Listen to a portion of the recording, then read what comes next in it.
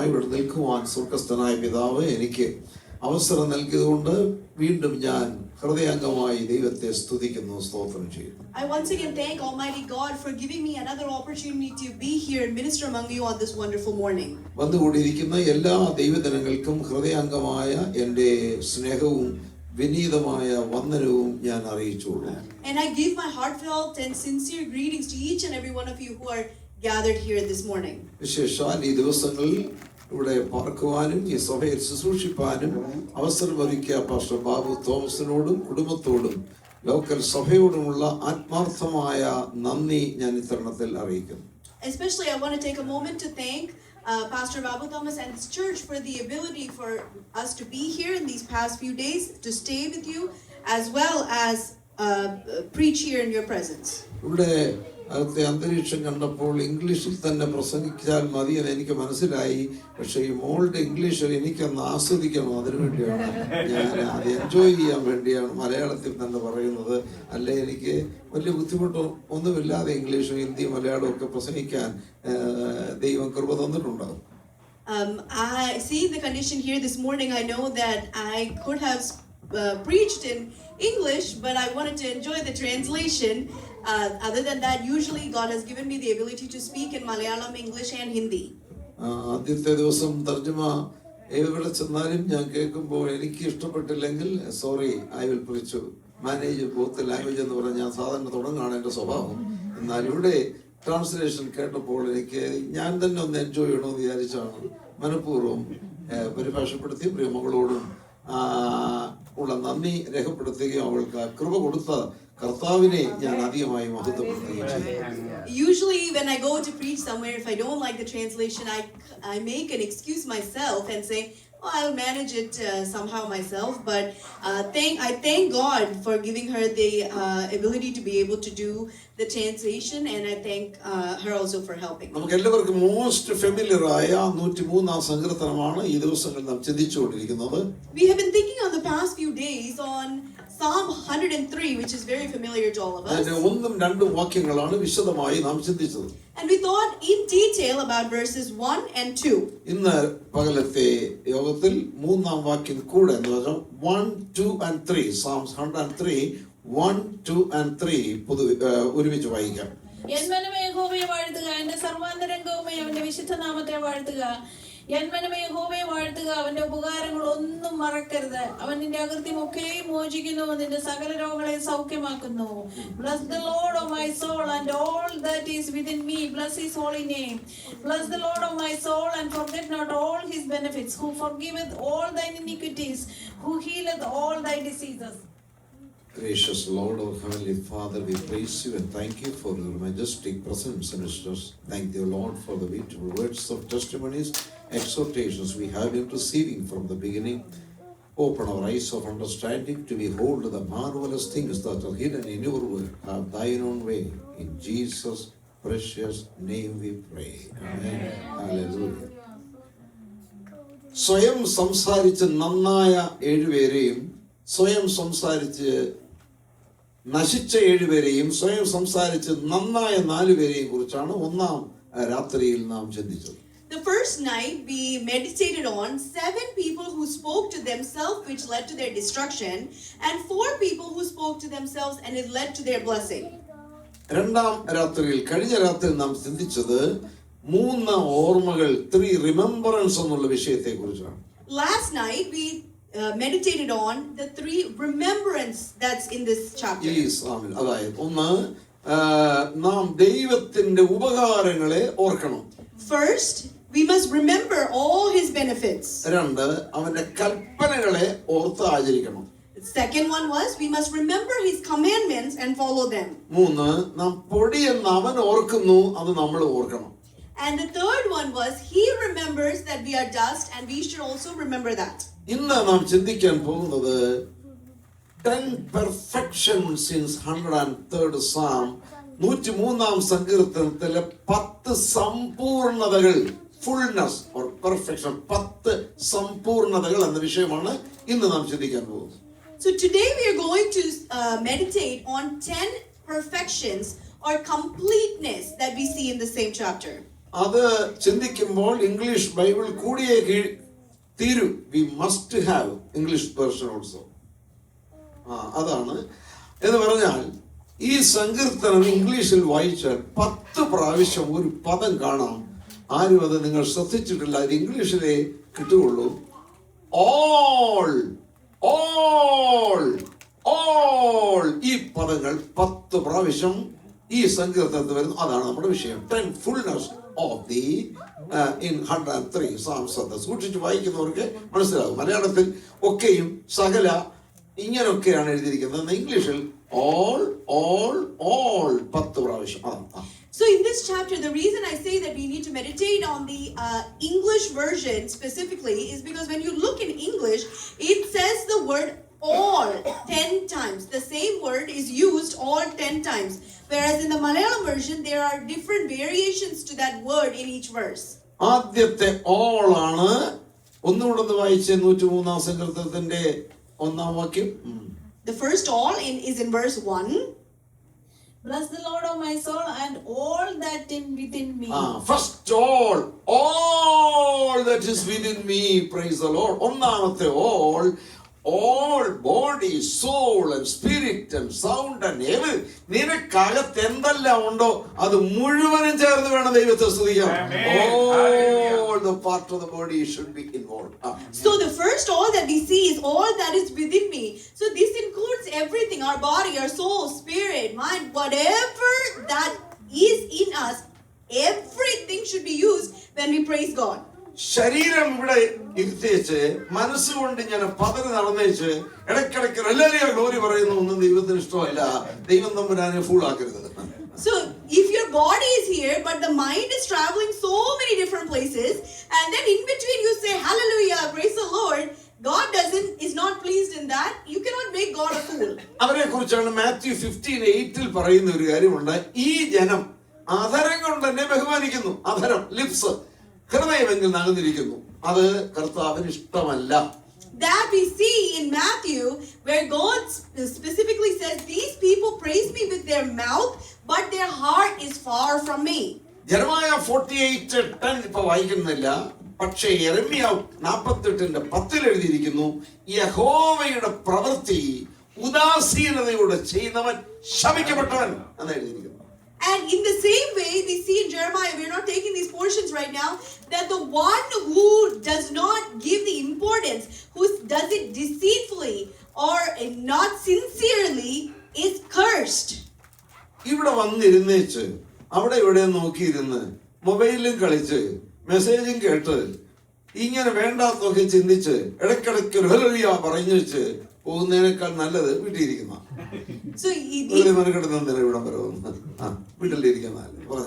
Instead of coming here and here halfway and be on the phone or think about other things and let your mind wander here and there, better than that is just to stay at home. ഒരു teenage girl അവളുടെ local pastor അടുക്കൽ വന്ന് ഒരിക്കലും complaint പറഞ്ഞു. One teenager, once she went to her local pastor and she gave a complaint. എന്താ മോളെ, ഞാൻ ഇനി ഈ ചർച്ച വരുന്നില്ല പാസ്റ്റർജി എന്ന് പറഞ്ഞു. So the pastor asked, what happened? And the girl said, I don't want to come to this church anymore. പ്രസംഗം കേൾക്കാനും പ്രാർത്ഥിക്കാനും ഒക്കെ ഞാൻ ഇരിക്കുമ്പോൾ എൻ്റെ ഇടവും വലവും ഇരിക്കുന്ന കുറെ പിള്ളേരുണ്ട് വന്നിരിക്കുന്ന മൊബൈലിൽ കളിക്കുക, ഫോൺ ചെയ്യുക, കളിക്കുക, മെസ്സേജ് അയക്കുക, മെസ്സേജ് ചെയ്യുക. ഇവരുടെ ഇടയ്ക്കിരുന്ന് എനിക്ക് ആരാധിക്കാൻ പറ്റുന്നില്ല. അതുകൊണ്ട് ഞാൻ വേറെ വല്ല ചർച്ച അന്വേഷിച്ച് പോവാന്ന് പറഞ്ഞു. So she said, when I come here, I want to listen to the message. I want to worship God. But when I'm sitting there, all the kids that are sitting around me, they're playing games on their phone, they're sending messages, they're doing all these things, and I cannot concentrate in the middle of all this. ആ ബുദ്ധിയുള്ള pastor പറഞ്ഞ മറുപടി നിങ്ങൾ കേൾക്കണം. Do you want to know what that wise pastor gave as a response to her? മോളെ, ഞാൻ ഒരു കൊച്ചു എക്സർസൈസ് നിനക്ക് തരാം, നീ അതുപോലെ ചെയ്യാൻ പോ. He told her, daughter, I will give you a small exercise, you need to follow it. അയാൾ ഒരു ഗ്ലാസ് പാൽ എടുത്തുകൊണ്ട് വന്ന് ഫുൾ ഗ്ലാസ് ആണ്, ഒരു തുള്ളി പിന്നെ ഒഴിക്കാൻ ഒക്കത്തില്ല, ഫുൾ ഗ്ലാസ് പാൽ എടുത്ത് അവിടെ കയ്യിലോട്ട് കൊടുത്തു. So he took a glass of milk which was all the way full to the brim, where no more could fit in it, and he gave that glass into her hand. അവൾക്ക് കുടിക്കാനല്ല കൊടുത്തത്. അവളോട് പറഞ്ഞു, ഈ ഗ്ലാസും കൊണ്ട് ഈ church ബിൽഡിങ്ങിനെ നീ complete ഒന്ന് റൗണ്ട് ചെയ്യണം, ഇവിടെ തുടങ്ങി തിരിച്ചിവിടെ വരണം. ഒറ്റ കണ്ടീഷൻ, ഒരു തുള്ളി പാല് താഴെ പോകാൻ പാടില്ല. അങ്ങനെ കൊണ്ട് നടന്ന് നടന്നാലേ നീ ജയിക്കത്തുള്ളൂ. അങ്ങനെ വരാൻ പറഞ്ഞു. So he told her, the milk is not to drink. You're going to take the glass, and what I want you to do is you have to circle the whole church and you have to come back to the spot. The only condition for this exercise is you cannot spill even a drop of milk from this glass. അവൾ അതുപോലെ ചെയ്തു. അവള് completely സ്പീഡൊന്നും എടുക്കണ്ട, തനിച്ചാണ് ഓരോ സ്റ്റെപ്പും സൂക്ഷിച്ച് church ബിൽഡിങ്ങിനെ complete വലത്ത് വെച്ചിട്ട് turn around ചെയ്ത് തിരിച്ച് പാസ്റ്ററെ കൊണ്ട് കൊടുത്തു. So she did exactly as the pastor said. She didn't have to walk fast. It's just her by herself. So she slowly circled the whole building and she came back and gave that glass back to the pastor. അപ്പോൾ pastor ചോദിച്ചു, നീ ഇതിനെ complete വലത്ത് വെച്ചിട്ടാണ് വന്നത്? So then pastor asked, are you sure you covered the complete distance? ഒരു തുള്ളി പാലെങ്കിലും താഴെ പോയെന്ന് ചോദിച്ചു. And then he asked, did even a drop of milk fall out of this glass? ഒരു തുള്ളി പോലും പോയില്ലെന്ന് പറഞ്ഞു. And she said, no, not even a drop fell out. Full ഗ്ലാസിൽ നിന്ന് ഒരു ലിഡ് ഇല്ലാതെ ഇത് നടന്നിട്ട് എന്തുകൊണ്ടാണ് നീ ഒരൊറ്റ ഒരു തുള്ളി പോലും താഴെ വീഴാൻ ഇടയാകാഞ്ഞെന്ന് ചോദിച്ചു. So then the pastor asked that young girl, how come you carried this glass all the way around the building without even a lid, and you were able to bring it back to me without spilling even a single drop? അവളുടെ reply ഇങ്ങനെയായിരുന്നു, ഞാൻ എൻ്റെ മനസ്സിൽ വേറെ ഒരു ചിന്തയുമില്ലായിരുന്നു. എൻ്റെ ഒറ്റ ലക്ഷ്യം താഴെ പോകരുത്, തൊട്ട് പോകരുത്, താഴെ പോകരുത്. അതുപോലെ ഞാൻ ഇതിൽ കോൺസെൻട്രേഷൻ ചെയ്തത് കൊണ്ടാണ് ഇത് പോകാതിരുന്നത്. So then she responded and said, I just removed everything else from my mind and I was so focused on that glass that it should not spill. So since my whole concentration was on not spilling the cup, I was able to bring it back to you without spilling any of it. അപ്പോൾ pastor പറഞ്ഞു, ഈ method തന്നെ ഉപയോഗിച്ചാൽ മതി നീ ആരാധിക്കാൻ വരുമ്പോഴും. ചുറ്റും ഇരിക്കുന്ന പിള്ളേർ മെസ്സേജ് അയച്ചോട്ട്, അവർ ഗാരംസ് കളിക്കട്ടെ, അവർ ഫോണിൽ കളിക്കട്ടെ, അവരെന്തോ ചെയ്താലും നിനക്കൊറ്റ കോൺസെൻട്രേഷനെ പാടുള്ളൂ. യഹോവയുടെ മനോഹരത്വം കാണുവാൻ ഞാൻ യഹോവയോട് ഒരു കാര്യം അപേക്ഷിച്ചു, അത് തന്നെ ഞാൻ ആഗ്രഹിക്കുന്നു. യഹോവയുടെ മനോഹരത്വം കാണുവാനും അവന്റെ മന്ദിരത്തിൽ ധ്യാനിപ്പാനും വിശ്വസിക്കുന്നവർ കരങ്ങൾ ഉയർത്തി സ്തോത്രം ചെയ്യാം. So then the pastor told her, you use the same concept when you come to the church. When you sit in the presence of God, doesn't matter who is around you, what they're doing. Let the other kids play the games or send messages or whatever they want to do. But when you come, you focus on worshiping for yourself and you concentrate on God, and then you can see the glory of God. 25 കൊല്ലം മുമ്പ് ഞാൻ ഒരു English പാട്ട് കേട്ടത് ഇപ്പോഴും ഓർക്കുന്നുണ്ട്. Almost 25 years ago, I heard an English song. I'm remembering it now. ആ പാട്ടിന്റെ ഒരു വരിയേ എന്റെ ഓർമ്മയിലുള്ളൂ, മറ്റെല്ലാം മറന്നുപോയി. I only remember the one sentence. I have forgotten everything else. ആ ഫസ്റ്റ് വരി ഇതേ ഉള്ളൂ. I don't know why you came here, but I came to praise the Lord. ഇതാണ് വരി. അത് മാത്രം ഓർത്താൽ മതി, അതെനിക്ക് മതി. That's the only sentence I remember is the first sentence, and that's the one he just sang, and that's all enough for him. നമുക്ക് ഒരുമിച്ചൊന്ന് പാടാം. I don't know why you came here, but I came to praise the Lord. Once again, I don't know why you came here, but I came to praise the Lord. Hallelujah! നീയൊക്കെ എന്തിനാ ഇവിടെ വന്നതെന്ന് എനിക്ക് അറിഞ്ഞൂടാ, പക്ഷെ ഞാൻ വന്നത് എന്റെ ദൈവത്തെ സ്തുതിക്കാനാണ്. എനിക്ക് ആ പാട്ട് വളരെ ഇഷ്ടപ്പെട്ടു, ബാക്കി പഠിക്കാൻ മറന്നുപോയി. ഞാൻ ഒരിക്കലേ കേട്ടുള്ളൂ, പക്ഷെ ഇതെന്റെ മനസ്സിൽ കിടന്നു, അതെ അങ്ങ് തുള്ളിക്കൊണ്ടിരുന്നു. ഞാൻ അങ്ങ് സന്തോഷിച്ചു. I don't know why you came here, but I came to praise the Lord. ഈ ചിന്തയിൽ വേണം ആരാധനയ്ക്ക് വരുവാൻ, എല്ലാ ദിവസവും ആരാധനയ്ക്ക് വരുവാൻ. So I don't know why any of you have come here this morning, but I came to praise the Lord and worship the Lord. I heard this many years ago, and I only heard it one time, but this one sentence has really thrilled me, and I remember it. മറ്റൊരു ചരിത്രം നിങ്ങളോട് പറയാൻ വേണ്ടി 2 Kings chapter 17 verse 33, 2 രാജാക്കന്മാർ 17-ാം അധ്യായം 33-ാമത്തെ വാക്യം ഒന്ന് വായിക്കാം. Let's come to 2 Kings chapter 17 verse 33 and we see a little history there. അങ്ങനെ അവർ യഹോവയെ ഭജിക്കുകയും തങ്ങൾ വിട്ടു പുറപ്പെട്ടു പോകുന്ന ജാതികളുടെ മര്യാദ പ്രകാരം സ്വന്തം ദേവന്മാരെ സേവിക്കുകയും ചെയ്തു പോന്നു. They feared the Lord and served their own gods after the manner of the nations whom they carried away from the dens. ഇതിന്റെ ബാക്ക്ഗ്രൗണ്ട് മൊത്തം വായിച്ച് പഠിച്ചാലേ ഇതിന്റെ എൻജോയ് ചെയ്യാൻ പറ്റൂ. അത് വായിപ്പിക്കാൻ സമയമില്ല. ഞാൻ അതിന്റെ നട്ഷലായിട്ട് കാര്യം പറയാം. It's only if we read the whole history of what happened here that you can really enjoy this portion. But we don't have time to read the whole chapter, so I'll tell you in a nutshell and we'll go from there. സത്യ ആരാധന നിലനിർത്തുവാൻ ദൈവം തെരഞ്ഞെടുത്ത ജാതിയാണ് Israel. Israel was the people and nation called to worship God in truth. വാഗ്ദത്ത മശിഹയെ ലോകത്തിൽ കൊണ്ടുവരുവാൻ തെരഞ്ഞെടുത്തവരാണ് അവർ. And they are the people that were supposed to were called out to bring the Messiah that was promised. ദൈവം തന്നോട് വിളിച്ചപേക്ഷിക്കുമ്പോഴൊക്കെയും ദൈവം ഇത്ര അടുത്തിരിക്കുന്ന ശ്രേഷ്ഠ ജാതി ഏതുള്ളൂ എന്ന് അവരെ കുറിച്ച് പറഞ്ഞിരിക്കുന്നത്. ഇത്ര ശ്രേഷ്ഠ ജാതി ഏതുള്ളൂ.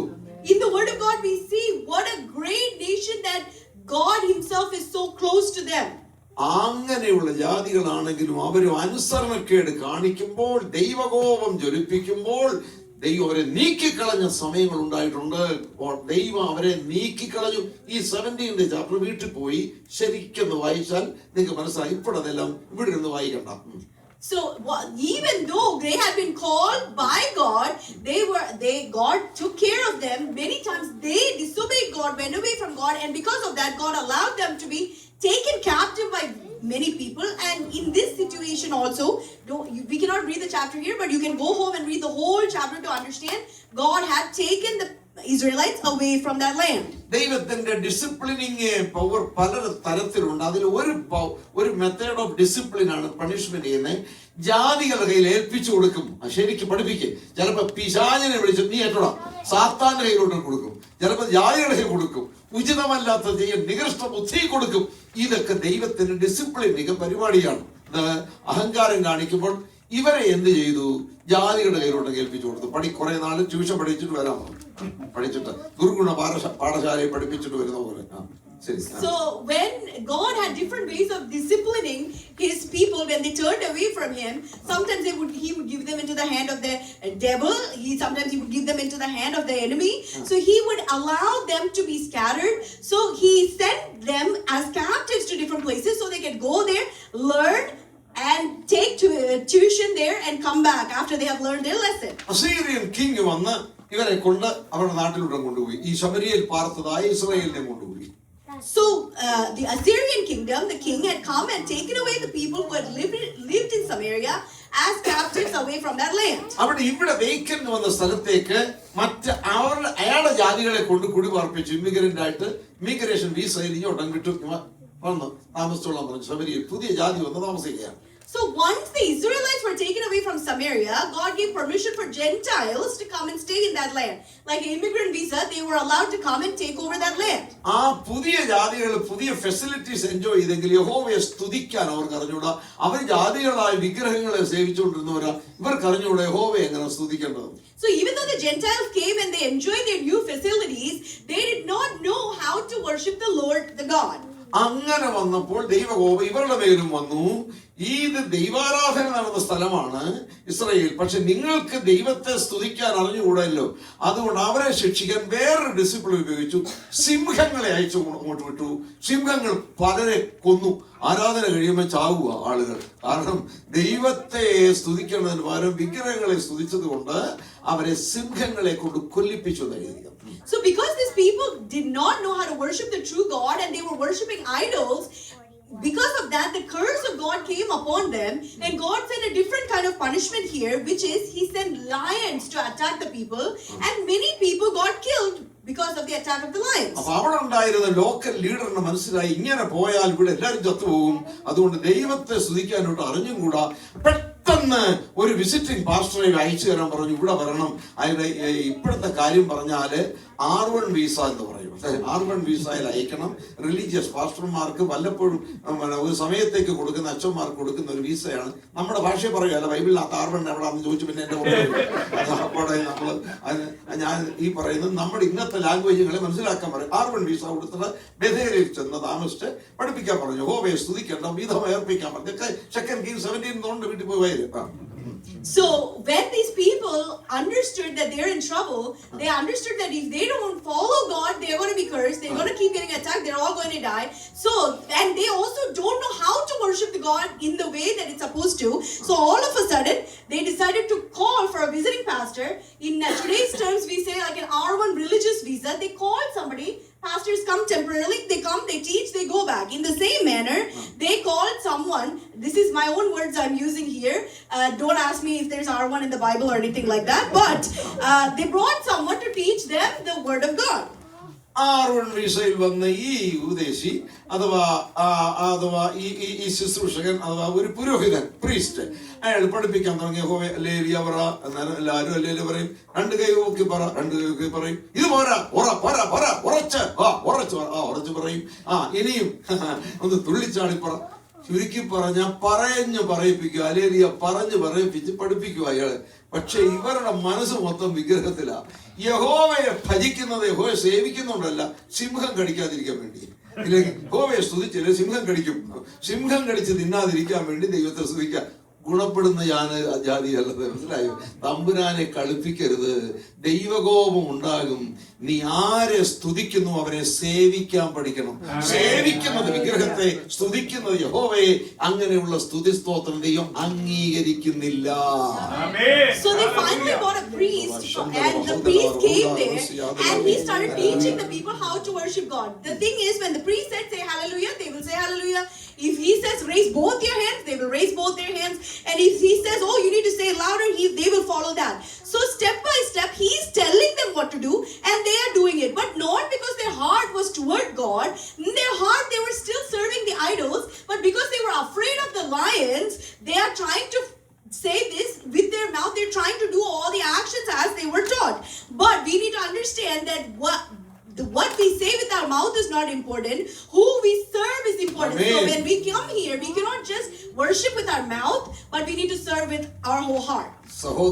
സഹോദരന്മാരെ, നിങ്ങൾ സേവിക്കുന്ന ദൈവത്തെ സ്തുതിക്കണം, സ്തുതിക്കുന്ന ദൈവത്തെ സേവിക്കണം. ഇത് മനസ്സിലായിക്കൊണ്ട് ദൈവത്തെ സ്തുതിക്കണം. Dear children of God, whom you serve, you must worship and praise, and whom you praise and worship, you must serve. There has to be both.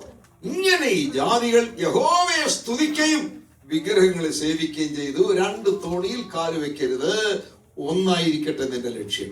So they feared the God because of the Lord because of punishment, but they also followed the idols. So we should not keep our leg in both sides, but we should be steadfast in what we believe. In verse 2, വായിച്ചാട്ടെ, Psalm 103 verse 2. Coming back to Psalm 103. എന്മനമേ യഹോവയെ വാഴ്ത്തുക, അവന്റെ ഉപകാരങ്ങൾ ഒന്നും മറക്കരുത്. Bless the Lord, O my soul, forget not all his benefits. ഇനി അടുത്ത all his benefits. അപ്പോൾ ആദ്യം വായിച്ചത് all that is within me. ഇവിടെ വായിക്കുന്ന all his benefits, അവന്റെ സകല ഉപകാരങ്ങളും ഓർത്ത് ദൈവത്തിന് സ്തോത്രം ചെയ്യണം. So the first part we saw all that is within me. The second all is all his benefits. That means all that he has done in our lives, we need to remember and praise his name. ഈ വാക്യം കഴിഞ്ഞ ദിവസങ്ങളിൽ വളരെ വിശദമായി പഠിപ്പിച്ചത് കൊണ്ട് അതെല്ലാം ആവർത്തിക്കുന്നില്ല. പക്ഷെ ആബ്സെന്റ് ആയവർക്ക് വേണ്ടി ഒരു ചെറിയ ഹിന്റ് തന്നങ്ങ് പോവാണ്. ഓൾ ബെനിഫിറ്റ്സ് ആണ് തുടർന്നുള്ള വാക്യങ്ങൾ എഴുതിയിരിക്കുന്നത്. 103 എന്തൊക്കെ ബെനിഫിറ്റ് ആണ് എഴുതിയിരിക്കുന്നത്. Even though we went into detail about it last night, because some people were not here yesterday, I'm just rushing over it. So this whole chapter, the rest of this chapter talks about all the benefits of God. ഇതിന്റെ author തന്നെ 102 Psalm 102 എഴുതിയത് നമ്മൾ കഴിഞ്ഞ ദിവസം കണ്ടു. And not only that, the same author who wrote this chapter is the one who wrote the chapter before, which was chapter 102. അന്നെടുത്ത picture 102-ാം സംഗീതം 6-7 ആണുങ്ങളുടെ family picture എടുത്ത മരുഭൂമിയിലെ വേടാമ്പ്, ശൂന്യസ്ഥലത്തെ മൂങ്ങ, തനിച്ചിരിക്കുന്ന കുരിയിൽ അയ്യോ കഷ്ടം കഷ്ടം കഷ്ടം ഇങ്ങനെ ഇരിക്കുന്ന ഒരു ടേഡി മേടി ഫോട്ടോയാ അന്ന് എടുത്തത്. വേടാമ്പലാന്നേ, കുരിയിലാന്നേ, മൂങ്ങായാന്നേ, ഇങ്ങനെ 102 എഴുതിയപ്പോൾ അയാൾ വർണ്ണിച്ചത് ഉപദ്രവങ്ങളെ വർണ്ണിച്ചത്. സഹിക്കേണ്ട ആ ഉപദ്രവങ്ങളെ വർണ്ണിച്ചപ്പോൾ ഡിപ്രഷൻ ആയിപ്പോയി. So in Psalm 102, if you want to see a capture, a photo of the author in that chapter, when we come to 102 verse 6 and 7, he describes himself as a pelican of the wilderness, an owl of the desert, and as a lone sparrow. This is how he's viewing himself, because the all of Psalm 102, he was focused on the afflictions that he was going through, and as he dwelled on that, he was going into depression. ആ പേനയും പേപ്പറും മടക്കി വെച്ച് അടുത്തത് പുതിയ ഒരു പേപ്പറും പുതിയ ഒരു പേനയും എടുത്താണ് 103 സംഘത്തിൽ എഴുതിയത്. അന്ന് വിചാരിച്ചു ഇങ്ങനെ മൂങ്ങയായിട്ടിരുന്ന് എഴുതാതെ ഇത് അവസാനിപ്പിക്കണം. ഈ ഉപദ്രവങ്ങളുടെ വർണ്ണന ക്ലോസ് ചെയ്ത് ലോക്ക് ചെയ്ത് വെച്ച് ഉപകാരങ്ങൾ വർണ്ണിക്കണം. The same author decided after Psalm 102 that he is going to fold that paper and pen and keep it to the side, and he took a new pen and paper and he decided, I cannot continue like this and remember all the afflictions that I'm going through, but rather I need to focus on the benefits and blessings that God has given me in my life. Amen. And that is how he started with 103. അങ്ങനത്തെ പിക്ചറാണ് 103ന്റെ 5ാം picture. ഇതിന്റെ യൗവനം ഇങ്ങനെ കഴുകനെ പോലെ പുതുകി വരത്തക്കവണ്ണം അതിന്റെ വായിക്ക് നന്മ കൊണ്ട് തൃപ്തി വരുന്ന. അപ്പൊ ഇനി മൂങ്ങയല്ല, വേടാമ്പലല്ല, കുരുകിലല്ല. Chapter closed. ഇവിടുത്തെ സ്റ്റുഡിയോ പുതിയതാണ്. ആ സ്റ്റുഡിയോയിൽ വന്നപ്പോൾ ഈ മൂങ്ങ കഴുകനായി മാറി. ഒരു ഹോസ്പിറ്റലിലെ ട്രീറ്റ്മെന്റിന് പോയില്ല, ഫിസിയോതെറാപ്പി ചെയ്തില്ല, ഒരു മരുന്ന് ഉപയോഗിച്ചില്ല. ആറ്റിറ്റ്യൂഡ് ചേഞ്ച് ചെയ്തു. കണ്ണ് പഴയത് തന്നെ, നോട്ടം പുതിയതാക്കി. ശരിക്കും പറഞ്ഞാൽ നെഗറ്റീവ് തോട്ട്സ് മാറ്റി പോസിറ്റീവിലേക്ക് അങ്ങോട്ട് സ്തുതിക്കാൻ തുടങ്ങിയപ്പോൾ ആ മൂങ്ങ കഴുകനായി മനസ്സിലാക്കിയവർ മാത്രം ഇന്ന് ദൈവത്തെ സ്തുതിച്ചാൽ മതി. So when he comes to writing Psalm 103, we can see he has gone to a new picture studio. He has become a new person. And the photo that we see of the author, we see in verse 5, who satisfies thy mouth with good things so that thy youth is renewed like the eagle. So when he changed his perspective, when he stopped looking at the negative and he started looking at the positive, he no longer was the pelican or the owl or the lone sparrow, but he has changed to become an eagle. That is the difference in changing. He was seeing with the same eyes, but his vision changed. Amen. Now, verse 3, 103rd Psalm, verse 3, please. അവൻ നിന്റെ അകൃത്യം ഒക്കെയും മോചിക്കുന്നു. English. He forgiveth all thine iniquities. All. അടുത്ത മൂന്നാമത്തെ all, നിന്റെ അകൃത്യങ്ങൾ ഒക്കെയും എല്ലാം ദൈവം ക്ഷമിച്ചു തരുന്നു. So the third all we see in this verse, all he who forgiveth all thy iniquities. ഇവിടെ ഉപകാരങ്ങളിൽ അങ്ങോട്ട് വർണ്ണിക്കാൻ തുടങ്ങുമ്പോൾ ആദ്യത്തെ ഉപകാരം, ഫസ്റ്റ് ഉപകാരം എന്താ നിങ്ങൾക്ക് മനസ്സിലായിട്ടുണ്ടോ? നീ അനുഗ്രഹിക്കുന്ന നിനക്ക് ഇപ്പൊ കിട്ടിയ ജോലിയല്ല, ഇപ്പൊ വാങ്ങിച്ച പുത്തൻ കാറല്ല, പുതിയ ചർച്ചല്ല, പുതിയ വീടല്ല. ഇതൊക്കെ ഉപകാരങ്ങളാണെങ്കിലും ഒന്നാമത്തെ ഉപകാരം നിന്റെ പാപങ്ങൾ മോചിച്ചു. അതാണ് നിനക്ക് ഏറ്റവും വലുത്. ദൈവവും നീയും തമ്മിൽ ഇടയ്ക്ക് നിന്ന തടസ്സം, സ്റ്റംബ്ലിംഗ് ബ്ലോക്ക് അകൃത്യമാണ്. ഹോവയും മനുഷ്യനും തമ്മിൽ ഇടയ്ക്ക് ഉള്ള പ്രശ്നം, അത് മാറിക്കൊടുക്കുവാൻ യേശുവിന് മാത്രമേ കഴിയുള്ളൂ. ദൈവം ഒരുവനല്ലോ, ദൈവത്തിന് മനുഷ്യർക്ക് മധ്യസ്ഥൻ ഒരുവൻ. ഈ പാപമോചനം കിട്ടിയ ദൈവമക്കൾ ദൈവത്തിന് സ്തോത്രം ചെയ്യും. When the psalmist starts listing the benefits that God has given him, the very first thing he lists is about the forgiveness of sins. When we come and talk about the benefits and blessings God has given us, it's not the first thing that we talk about is not getting a new house or getting a new car or getting a new job or position or any other thing, but the greatest blessing or benefit that God has given us in our life is that he has given us the remission of sins and removed the stumbling block that stood between us and God by sending his son to die on the cross for us. ഒരു പക്ഷപാതക്കാരനായ രോഗിയെ കിടക്കമേൽ കൊണ്ടുവന്ന് മേൽത്തട്ട് പൊളിച്ച് താഴെ ഇറക്കി വെച്ച സംഭവം എല്ലാവർക്കും ഓർമ്മയുണ്ടല്ലോ. You all remember the instance in the Bible where a paralyzed man was brought by his 4 friends and they broke off and opened the roof and lowered him into in front of Jesus. Yes? ആളുകൾ വിചാരിച്ചു ഇവനെ കൊണ്ടുവന്ന ഉടനെ തന്നെ "Be healed", സൗഖ്യമാകട്ടെ എന്ന് പറയുന്ന കർത്താവ് അങ്ങനെയല്ല പറഞ്ഞത്. And all the people thought, okay, they brought him with this much effort here, and they assumed that Jesus, the first words would be healed. യേശു പറഞ്ഞു, മകനെ നിന്റെ പാപങ്ങൾ മോചിച്ചിരിക്കുന്നു. But Jesus' first words were, son, your sins have been forgiven you. അവർ കൊണ്ടുവന്നവർ പറഞ്ഞു, ഇതിനല്ലല്ലോ ഇവിടെ കൊണ്ടുവന്നു, പാപം മോചിക്കാനല്ലേ കൊണ്ടുവന്നു, രോഗസൗഖ്യത്തിന്. മക്കളെ, ഈ രോഗം സൗഖ്യമാക്കിയിട്ട് നല്ല ബലത്തോട് ശക്തിയോട് കിടക്കയെടുത്ത് നടന്നേച്ച് വല്ലവന്റെ തെങ്ങ കയറി തേങ്ങ എടുത്ത് മോഷിച്ച് നടന്ന എന്ത് ഗുണം? അതുകൊണ്ട് ഇരട്ടി ദോഷം. അതുകൊണ്ട് അത് മാറട്ടെ. ഒന്നാമത് പരിഹാരം വരേണ്ടത് പാപങ്ങളുടെ മോചനം. മനസ്സിലാക്കി ഒരു കാര്യം, അതിന് പരിഹാരം വന്ന ശേഷമേ രോഗസൗഖ്യം കൊടുത്തു. ഇനി എഴുന്നേറ്റ് കിടക്കയിട്ട് നടക്കാം. അപ്പൊ ഫസ്റ്റ് ആൻഡ് ഫോർമോസ്റ്റ് ബ്ലെസ്സിങ് നിനക്ക് ജീവിതത്തിൽ ഉണ്ടോ? അതാണ് പാപമോചനം. അതല്ലാത്ത സകല അതില്ലാതെ നിനക്ക് ജോലി കിട്ടി, നിനക്ക് വീട് കിട്ടി, കല്യാണം കഴിഞ്ഞു, പിള്ളേരെ അദ്ദേഹം അനുഗ്രഹിച്ചു, പിള്ളേർക്ക് ഫസ്റ്റ് ആയിട്ട് പാസ്സായി, ഇതെല്ലാം 0 + 0 + 0 + 0 = 0. എന്നാൽ ഒന്നാമത് നീ വീണ്ടും ജന്മം പ്രാപിച്ചു, നീ മാനസാന്തരപ്പെട്ടു. അതിനുശേഷമുള്ളതെല്ലാം 1, അതിട്ട ശേഷം 10, 100, 1000, ഓരോ 0യ്ക്ക് വിലയുള്ളതുപോലെ സകല അനുഗ്രഹങ്ങളും വിലയിരുത്തേണ്ടപ്പോൾ ഒന്നാമത് പാപങ്ങളുടെ മോചനമാണ്. ദൈവത്തിന് When those who brought him looked down and Jesus said, your sins are forgiven you, they said, this is not why we brought him here. We brought him for his illness that he can be healed. But if he is healed and his sins are not forgiven and he leaves from here with his full strength and he goes and makes other problems and causes issues outside, what is the benefit of his healing?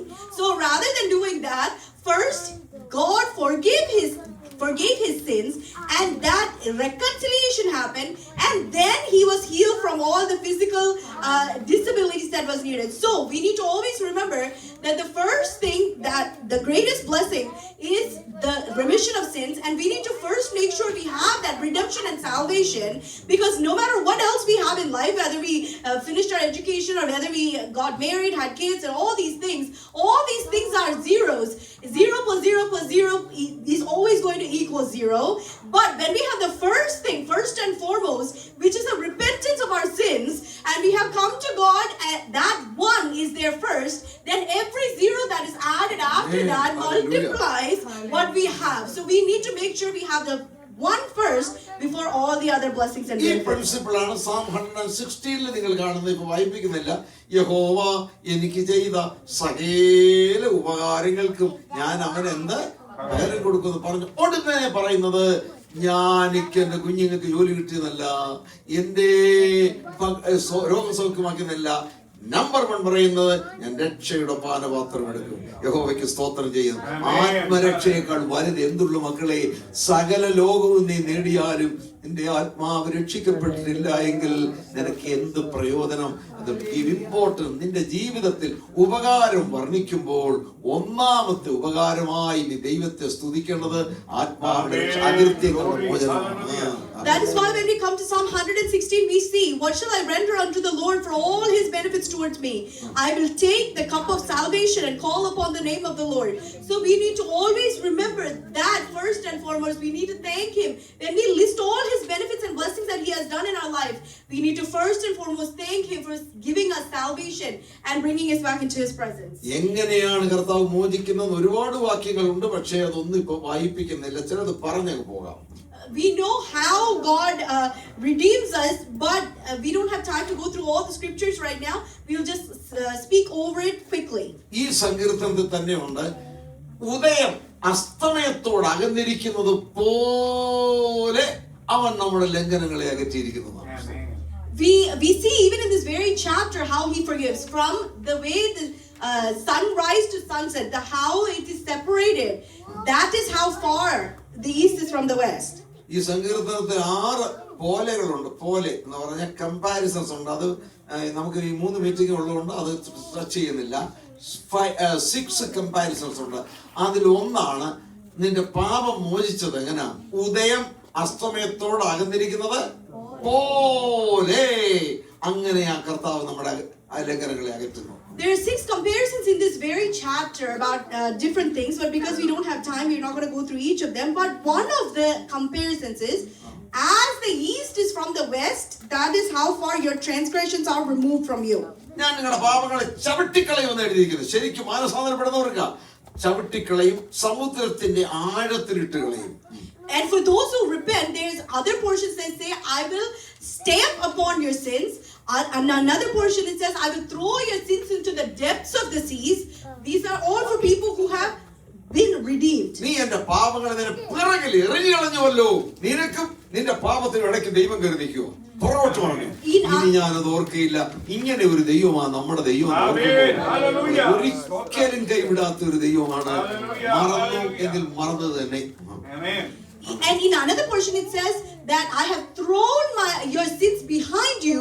So between us and our sins, Jesus is standing there in between. And once he forgives those sins, he forgets it forever. Once it's done, it's done. മായിച്ചു കളയുമെന്ന് എഴുതിയിട്ടുണ്ട്, മറന്നു കളയുമെന്ന് എഴുതിയിട്ടുണ്ട്, എറിഞ്ഞു കളയുമെന്ന് എഴുതിയിട്ടുണ്ട്, ചവിട്ടി താഴ്ത്തി കളയുമെന്ന്. ഇതിൽ കൂടുതൽ എന്തോ പ്രയോഗമാണ് പ്രിയപ്പെട്ടവരെ. ഇതുപോലെ ബൈബിൾ പറയുന്നു, ദൈവം ക്രിസ്തുവിൽ നിങ്ങളോട് ക്ഷമിച്ചതുപോലെ നിങ്ങളും തമ്മിൽ തമ്മിൽ ക്ഷമിക്കണം. ആരോടും കൈ പകത്ത് വെച്ചുകൊണ്ട് നടക്കരുത്. And we have seen so many descriptions of the way that God says. He says he will erase it, he will forgive it, he will throw it away, he will stamp it on it. More than this, what other description there could be of how God forgives us? And just in the same manner as God forgives us, we must also forgive others. ഒരു സഹോദരൻ അടുത്ത വീട്ടിൽ താമസിക്കുന്ന തന്റെ സഹോദരനോട് മിണ്ടിയിട്ടേയില്ല. രണ്ടുപേരും വിശ്വാസികളാ, ഒരു സഭയിൽ പോകുന്നവരാ, പക്ഷെ മിണ്ടത്തില്ലായിരുന്നു. അത്ര വൈരാഗ്യമാണ്. One time there was a brother who was not speaking to his next door neighbor. Both are brothers, both are believers, both go to the same church, but they don't talk to each other. Revenge എടുക്കാനായിട്ട് ഈ ആൾ ഇങ്ങനെ ഒരുങ്ങി നിൽക്കുക എന്നെങ്കിലും. And he's just waiting to get revenge someday. Absolutely against his expectation. ഈ മനുഷ്യൻ സിക്കായി പോയി, critical സ്റ്റേജിലായി പോയി. പിന്നെ ഡോക്ടർ പറഞ്ഞു ഇതിന് ഇനി ഒരു ട്രീറ്റ്മെന്റും ഇല്ല, 3-4 ദിവസം കൂടെ ഇനി ജീവിക്കുള്ളൂ.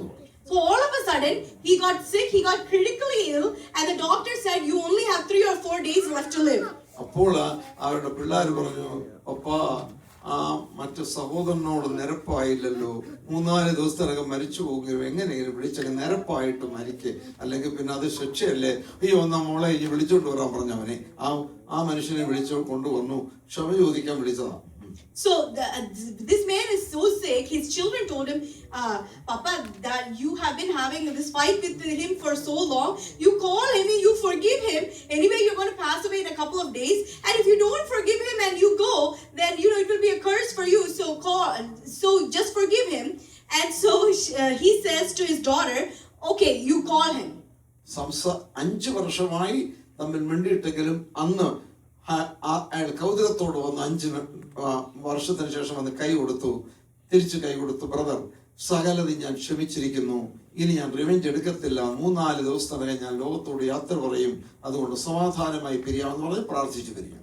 So he had been almost 5 years, they had not spoken a single word. But anyway, he came, and after 5 years, for the first time, they saw each other, they shook each other's hand, and he said, see, all this has happened, but I forgive you completely. I only have 3 or 4 days left to live. So let's close this here. I forgive you. And they prayed together and they peacefully departed. അയാൾ പ്രാർത്ഥിച്ച് പിരിഞ്ഞ് 2-3 ചുവട് നടന്നപ്പോൾ ഒന്നുകൂടെ വിളിച്ചു, brother 3-4 ദിവസത്തിനകം ഞാൻ ഈ ലോകത്തോട് യാത്ര പറയുമെന്ന് ഡോക്ടർ പറഞ്ഞതിന്റെ അടിസ്ഥാനത്തിലാണ് നമ്മൾ തമ്മിൽ ഇപ്പോൾ ശരിയായത്. ബൈ ചാൻസ് ഞാൻ ജീവിച്ചാൽ നിന്നെ ഞാൻ പഠിപ്പിക്കും. അവന്റെ ക്ഷമ എങ്ങനെ? I will not leave you. So after all this was done, they reconciled.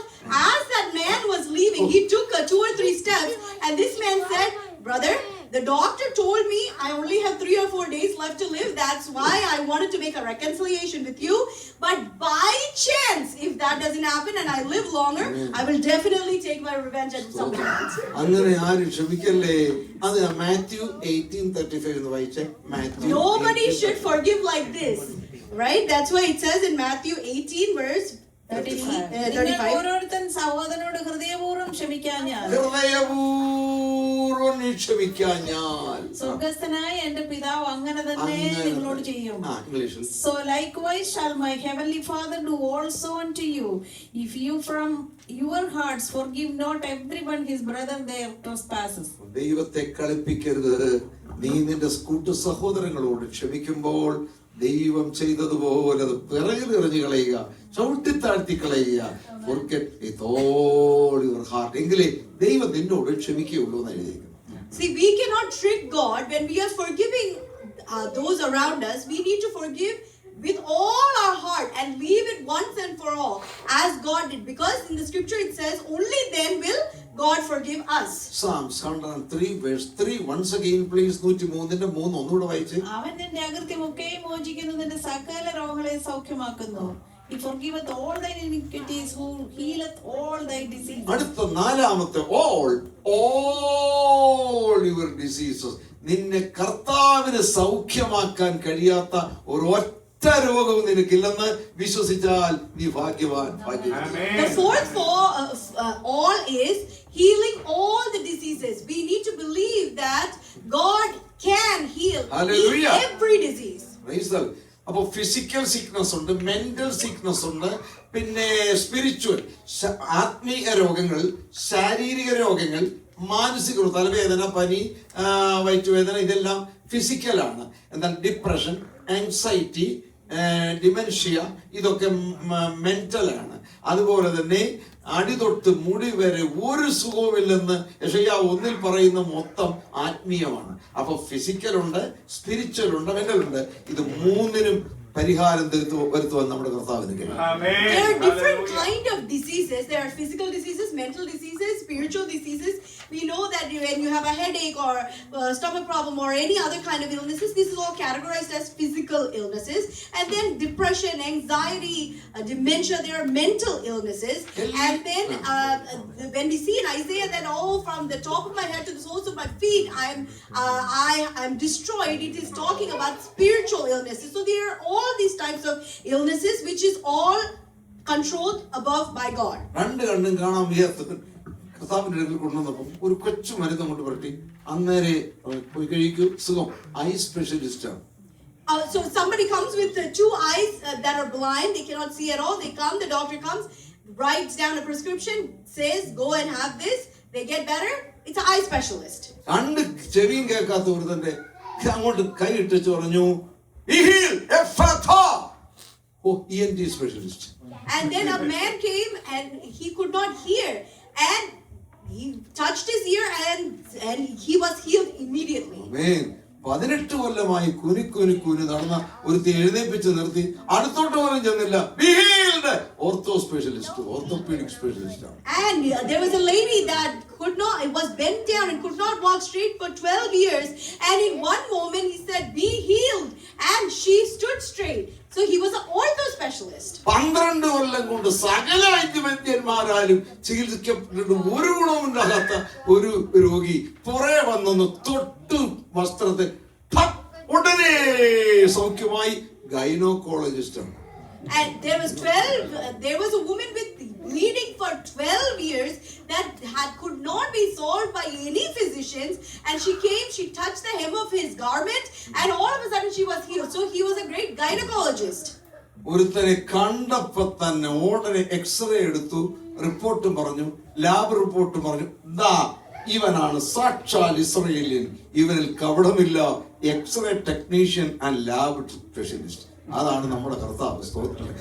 Technician. And he saw another person and didn't even touch him. He looked at him and took an x-ray of him and gave the lab report that this is the real Israelite, that there is no blame in him. And so here we see he was an x-ray technician and a lab technician. സകല രോഗങ്ങൾ സൗഖ്യമാക്കുന്ന കർത്താവിനെ എത്ര പേർക്ക് ഇന്ന് സകല രോഗങ്ങൾ God can heal all diseases. Now Psalm 103 verse 6 please. 303 വാക്യം. യഹോവ സകല പീഡിതന്മാർക്കും വേണ്ടി നീതിയും ന്യായവും നടത്തുന്നു. Let all executed righteousness and judgment for the Lord executed righteousness and judgment for all that are oppressed. പീഡിപ്പിക്കപ്പെടുന്നവർക്ക് വേണ്ടി നീതിയും ന്യായവും എത്ര സകല പീഡിതന്മാർക്ക് വേണ്ടി നടന്ന ഒരു കർത്താവ് സ്വർഗ്ഗത്തിൽ വസിക്കുന്നു. So we see here all that are oppressed, God executes righteousness and judgment. നമുക്ക് ഈ ലോകത്തിൽ നീതിന്യായ കോടതികൾ ഇഷ്ടം പോലെ ഉണ്ട്. In this world we have many courts of justice. നിങ്ങൾ വിചാരിക്കുന്നുണ്ടോ അവിടെ എല്ലാം നീതി ന്യായമാണ് നടക്കുന്നത്? Do you really think in those justice courts it's always righteousness and judgment that's going on? എത്ര ഇന്നസെൻസ് ആളുകളെ ജയിലിൽ അടയ്ക്കുന്നു, പ്രിസണിൽ പോകുന്നത് അറിയാമോ? How many innocent people end up in prison? എത്ര ക്രിമിനൽസ് ആണ് ലൂസായി നമ്മുടെ ചങ്ങല വിട്ട് പുറത്തു പോകുന്നത് നിങ്ങൾക്ക് അറിയാമോ? And do you know how many criminals it is that's walking around without any chains, free? എന്തുകൊണ്ടാണ് അങ്ങനെ സംഭവിക്കുന്നത്? Why does that happen? 3-4 കാരണങ്ങളുണ്ട്. There's 3-4 reasons for that. Expert lawyer, നല്ല ഒരു ലോയറെ പിടിക്കണം, അവന്റെ കഴിവായി കേസ് ഏൽപ്പിച്ചു കൊടുക്കുക. The first thing you need is an expert lawyer, because it is based on the skill of the lawyer whether you get out from this case or not. ഇതിനടുത്ത് influence on the judge and മജിസ്ട്രേറ്റിന്റെ മേലുള്ള സ്വാധീനതയാണ്. ആ influence ഉണ്ടെങ്കിൽ ജയിക്കാം. The second thing that can happen is you can have influence over the judge. If you have some kind of influence over the judge, you can win your case. പിന്നെ political influence, രാഷ്ട്രീയ സ്വാധീനത. The third thing is maybe you have some political affiliations and political influence, you can get out through that. പിന്നെ lack of I witness, സംഭവം നടന്ന കണ്ടവരാരുമില്ല, തെറ്റ് ചെയ്തുണ്ടാവും പക്ഷേ no I witness. പിന്നെ ചില സാക്ഷികൾ കൂറുമാറും, ആദ്യം പറഞ്ഞിട്ട് പിന്നെ തിരിച്ചു പറയും, അവിടെ കേസ് പോയി. മനസ്സിലായോ? And a fourth thing that can happen is maybe you did something but there was no eyewitnesses to corroborate the story, so you can escape from that. Or maybe there were witnesses who said one thing but then they changed their story, again the case will be thrown out. പണത്തിന്റെ കൊഴുപ്പ്, രാഷ്ട്രീയത്തിന് സ്വാധീനത, ലോയറുടെ കഴിവ്, ജഡ്ജിന് മേൽ സ്വാധീനത, സാക്ഷികളുടെ അഭാവം, സാക്ഷികളുടെ കൂറുമാറ്റം, ഇതുകൊണ്ട് പലരും സ്വാധീനിക്കപ്പെടുന്നു. ഇന്നസെന്റ് ആളുകൾ ജയിലിൽ കിടക്കുന്നു, കൾപ്രിറ്റ്സ് ആയ ക്രിമിനൽസ് ലൂസായിട്ട് സന്തോഷത്തോടെ നടക്കുന്നു. ലോകത്തിന്റെ കോടതികളിൽ എല്ലായിടവും നീതി ന്യായം ഇല്ല. എന്നാൽ ദൈവത്തിന്റെ കോടതി അങ്ങനല്ല. സകല പീഡിതന്മാർക്കും വേണ്ടി നീതിയും ന്യായവും കർത്താവിനെ രുചിച്ചറിഞ്ഞവർക്കായി ഞാൻ ദൈവത്തെ സ്തുതിക്കുന്നു. So because of the power of money or the influence over the judges or political affiliations, or because of lack of eyewitnesses or eyewitnesses changing the story, because of various things, or the skill of the lawyer, the innocent can be found guilty and the guilty can walk free. But that does not happen in the court of God, because he serves righteousness and judgment to all.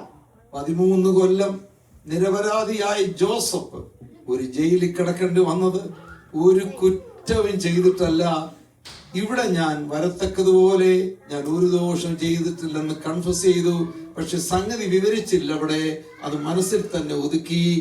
അവനാണ് മിസ്രൈമിലെ പ്രധാനമന്ത്രിയായി promote ചെയ്തെങ്കിൽ യഹോവ സകല പീഡിതന്മാർക്കും വേണ്ടി നീതിയും ന്യായവും നടത്തുന്നു. ഉത്തമോദാഹരണമാണ് ജോസഫ് എന്ന് ഓർക്കണമേ. There was a man named Joseph once who spent 13 years in a prison, not because he made not because of any fault of his own, but because he had no option. He was thrown into the prison and he suffered there for 13 years. But that same Joseph then became the second in command of the whole nation.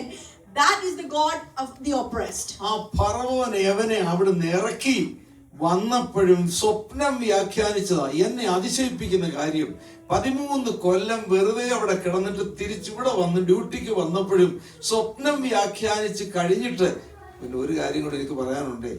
എന്നെ അവിടെ അയച്ചത് എന്റെ കുറ്റം കൊണ്ടല്ലേ, അത് ഇന്നാരുടെ കുറ്റം കൊണ്ടാണെന്ന് പറഞ്ഞു. ഒരക്ഷരവും മിണ്ടിയില്ല. നേരത്തെ നിരപരാധിത്വം തെളിയിച്ചില്ല. നിന്റെ കാര്യം യഹോവയെ പരമേൽപ്പിക്കൂ. നിന്റെ ദൈവം നിനക്ക് വേണ്ടി നീതി ന്യായവും നടത്തും. അനുഭവിച്ചറിഞ്ഞ ദൈവമക്കൾക്കുമായി ഞാൻ ദൈവത്തിന് സ്തോത്രം. The thing that amazes me is when Joseph, after 13 years in prison for a crime that he did not commit, came and he interpreted the dream for Pharaoh.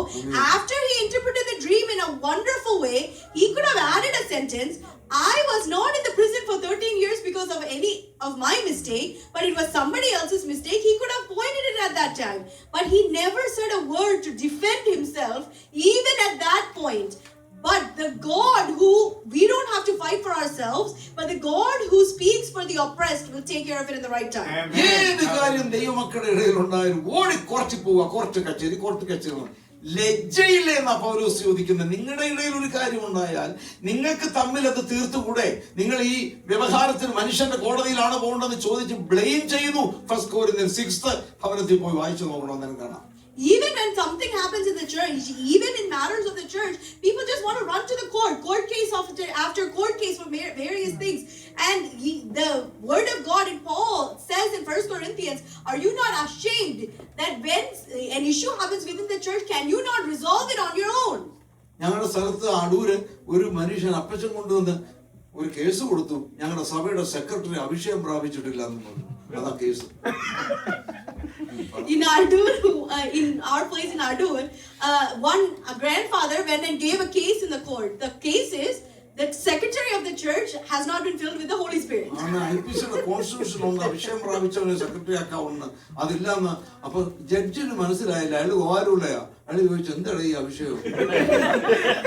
So he went there and he gave the case and he said, according to the IPC church constitution, he has to be filled with the Holy Spirit and he's not. So he took the case there. The judge didn't understood what he's even talking about. So he said, because he is not Pentecostal, so he said, so he said, what is this?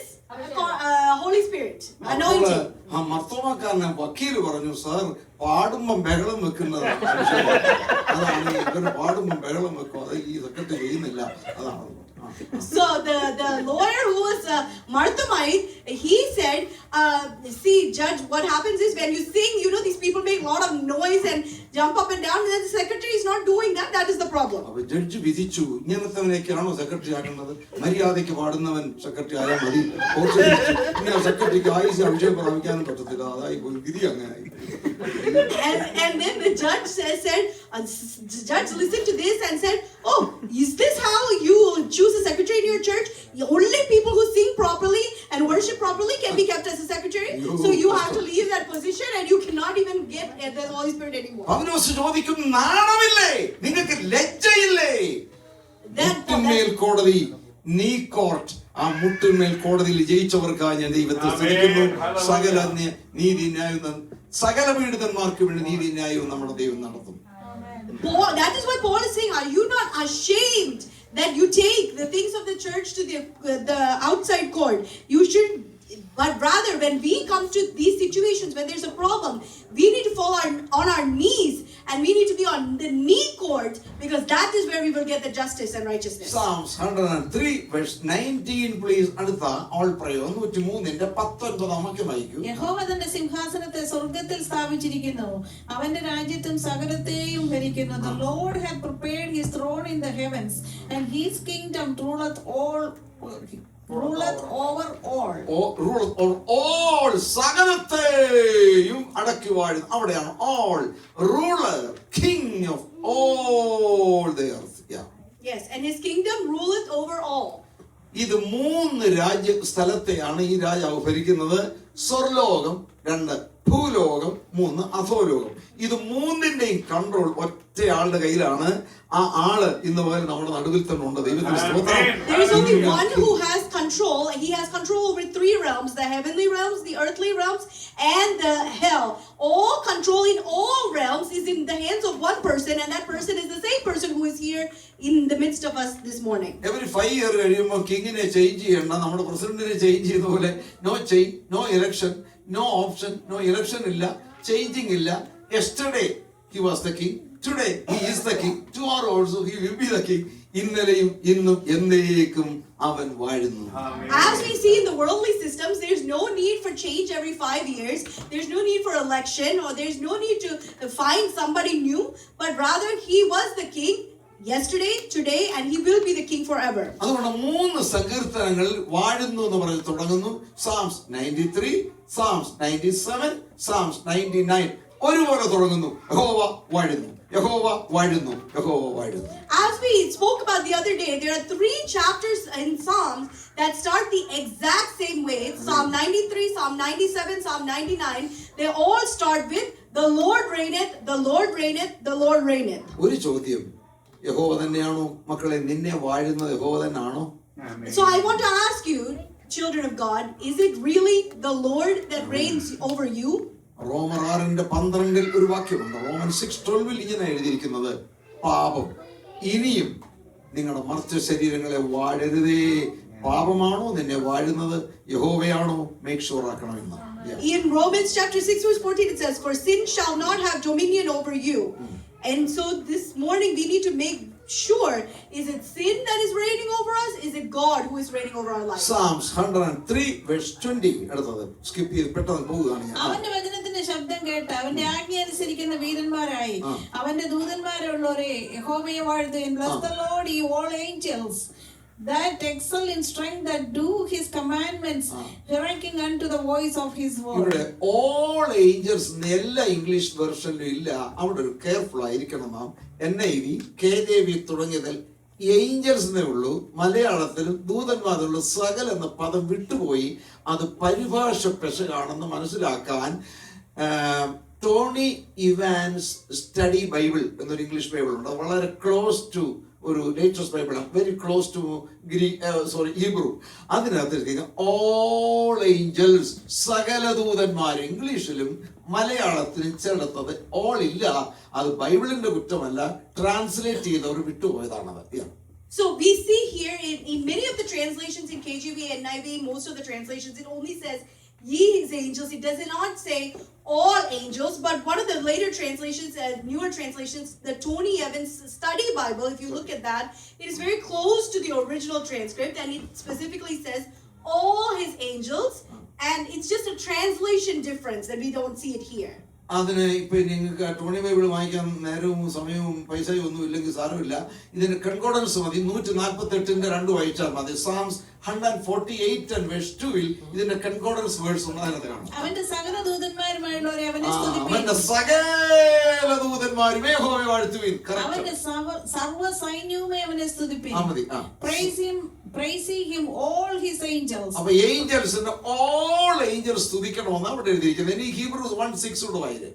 അപ്പൊ മനസ്സിലാവും Hebrews 1:6. So if you don't have time or money to buy the Tony Evans Bible right now, we have the concordance verses listed here itself.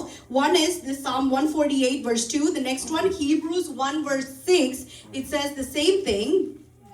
സകല ദൂതന്മാരും ദൈവത്തെ സ്തുതിക്കുന്നു. അതാണ് അടുത്ത all പ്രയോഗം. ആദ്യജാതനെയും പിന്നെയും ഭൂതലത്തിലേക്ക് പ്രവേശിപ്പിക്കുന്നു ദൈവത്തിന്റെ സകല ദൂതന്മാരും. സകല ദൂതന്മാരും. And again when he bringeth it, let all the angels of God worship him. ഇനി Psalms 103 verse 21 വായിക്കൂ.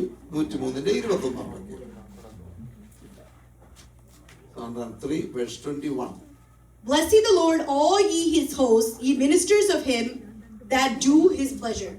അവന്റെ ഇഷ്ടം ചെയ്ത ശുശ്രൂഷക്കാരായി അവന്റെ സകല സൈന്യങ്ങളുമായുള്ളവരെ യഹോവയെ വാഴ്ത്തുവിൻ. സകല ശുശ്രൂഷകന്മാരും ദൈവത്തെ സ്തുതിക്കണമെന്ന്. So here all his ministers should bless him.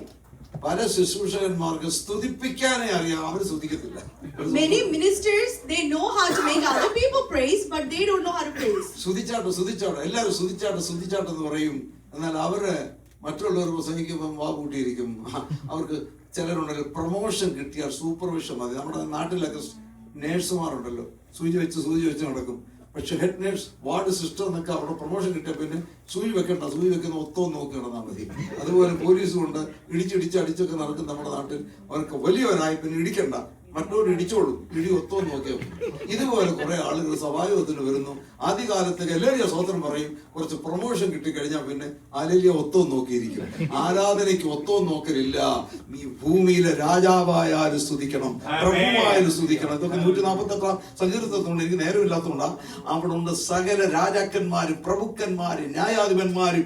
എത്ര പ്രൊമോഷൻ കിട്ടിയാലും നീ ദൈവത്തെ സ്തുതിക്കണം. സകല ശുശ്രൂഷകന്മാരും സ്തുതിക്കണം.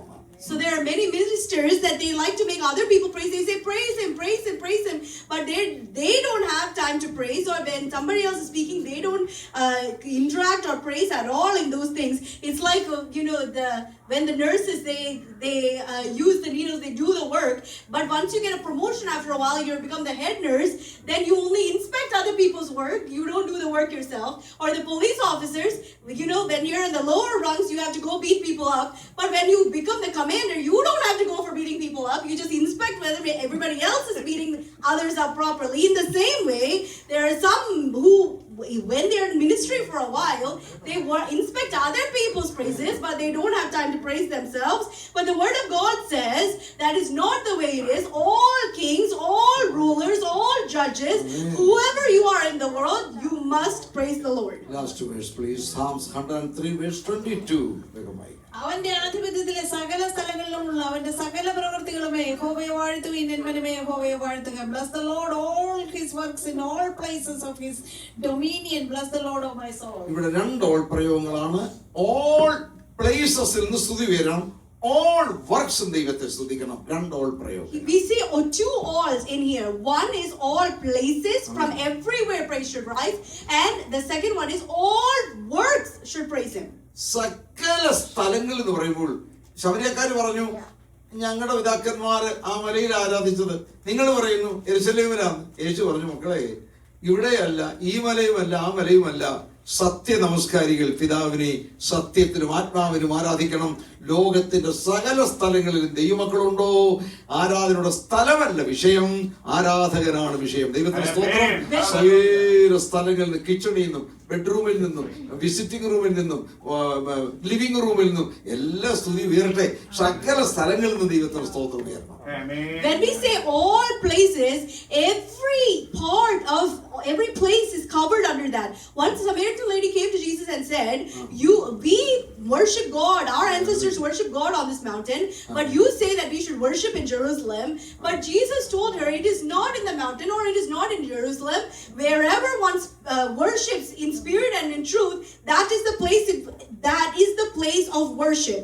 And so it doesn't matter where we are, which place we are in, whether we are in the kitchen, whether we are in the bedroom, whether we are in the living room, wherever we are, we can praise there. സകല പ്രവൃത്തികളും എങ്ങനെ?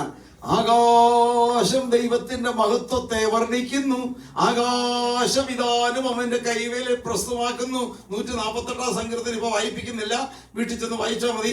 7 മുതൽ 10 വരെ തിമിംഗലങ്ങൾ, ആവികൾ, പുകയെ, കൊടുങ്കാറ്റ്, പെരുങ്കാറ്റ്, ചുഴലിക്കാറ്റ്, സമുദ്രം, എന്ത് ഇവരെല്ലാം അല്ലേലും ഗ്ലോറിയും പറയണോ? അല്ല, ദൈവം അവർക്ക് കൊടുത്ത ജോലി അവർ നിർവഹിക്കുമ്പോൾ അവരാൽ ദൈവം മഹത്വപ്പെടുകയാണ്. ആകാശവും ഭൂമിയും സകലവരും മനുഷ്യൻ അനുസരണക്കേട് കാണിച്ചാലും പ്രകൃതികൾ ദൈവത്തിന്റെ പ്രവൃത്തികൾ ദൈവത്തെ സ്തുതിക്കുമ്പോൾ നീ എത്രയധികം ദൈവത്തെ സ്തുതിക്കും. We see here that all his works, when we say all his works praise him, we don't have time to go to it, but in Psalm 148 it lists from verse 7 onwards what all is praising: fire, hail, snow, vapor, stormy wind, mountains, hills, trees, cedars, beasts, cattle. They all worship him. And even if human beings choose not to worship him, all the other works of his hands continue to worship him. 1 Peter 4:11 പറയുന്നു, എല്ലാറ്റിലും ദൈവം മഹത്വപ്പെടട്ടെ. വാക്കുകൊണ്ട്, പ്രവൃത്തി കൊണ്ട്, പ്രസംഗം കൊണ്ട്, എന്തോ ചെയ്താലും ദൈവം മഹത്വപ്പെടണം. വായിപ്പിക്കുന്നില്ല, സമയം കുറഞ്ഞ് നിർത്തുന്നു. ആമേൻ. സകലത്തിലും ദൈവത്തിന് മഹത്വപ്പെടണം. In 1 Peter chapter 4 verse 11 it says, whatever you do, let it be done for the glory of God. Whether they speak or minister, whatever they do, it must be as according to God. Finally, ഒരു വാക്യം വായിച്ചു നിർത്താം. Colossians 3:17 please. Finally we will read one last verse, Colossians 3 verse 17. വാക്കിനാലോ ക്രിയയാലോ എന്ത് ചെയ്താലും സകലവും കർത്താവ് യേശുവിന്റെ നാമത്തിൽ ചെയ്തും അവൻ മുഖാന്തരം പിതാവായ ദൈവത്തിന് സ്തോത്രം പറഞ്ഞുകൊണ്ടിരിപ്പിനെ. Whatsoever you do in word or deed, do all in the name of the Lord Jesus, giving thanks to God and the Father by him.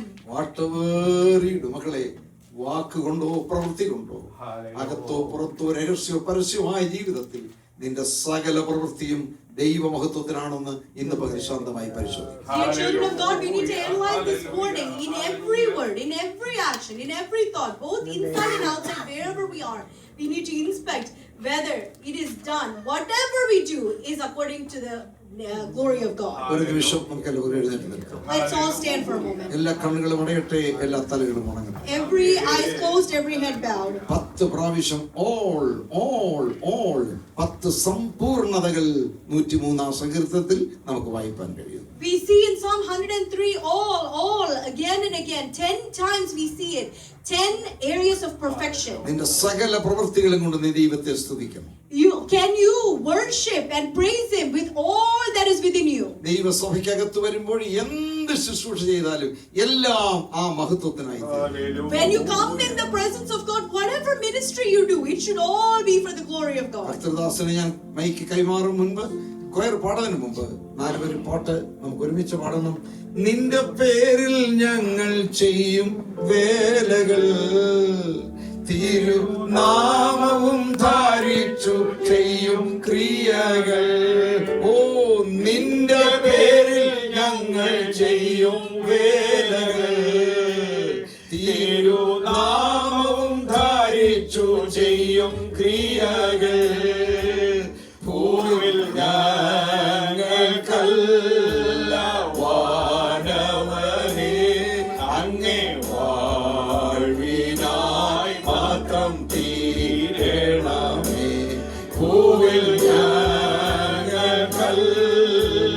വാനവനെ, അങ്ങേ വാഴ്വിനായി മാത്രം തീരണമേ.